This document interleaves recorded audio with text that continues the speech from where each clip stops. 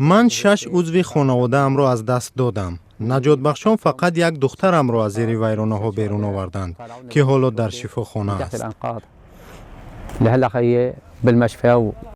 خانه‌اش اینجا در شهر تاریبی ولایت ایدلیب سوریه بود. از آن فقط ویرانه باقی مانده است. زمین لرزه مدهش روز 6 فوریه در اینجا 10,000 نفر را بی خانمان کرد. من در همین محله زندگی میکنم. خانه ندارم. همسایه ها سرپناه هم دادند. بی خانه و در شدم. مثل محمود اورمی حالا میلیون ها نفر در سوریه جنگ زده بی خانه، دستنگر و محتاج کمک شدند.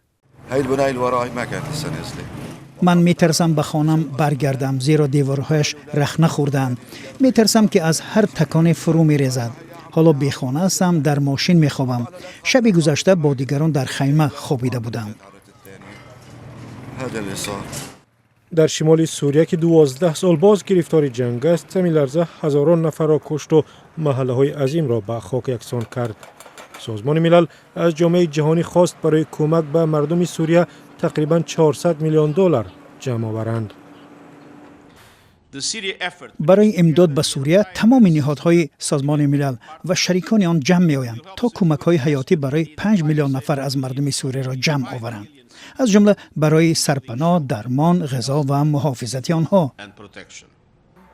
دبیر کلی سازمان ملل از کشورهای جهان می‌خواهد هر چه زودتر به مردم به مثل محمود عمری کمک رسانند که زندگیشان را زمین لرزه زیر و زبر کرد.